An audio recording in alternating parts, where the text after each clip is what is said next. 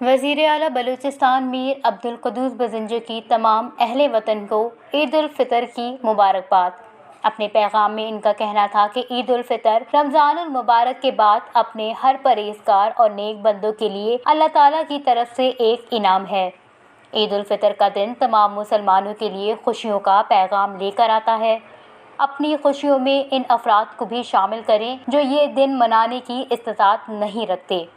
پاکستان اور اسلام دشمن قوتیں ہمارے ملک کو کمزور کرنا چاہتی ہیں۔ ہمیں چاہیے کہ گروہی اور لسانی اختلافات کو بھلا کر اسلام اور پاکستان کے لیے ایک ہو جائیں۔ ہم مل کر انتہا پسندی، شر انگیزی اور دہشت گردی کے ناسور کو جڑ سے اکھاڑ پھینکیں گے۔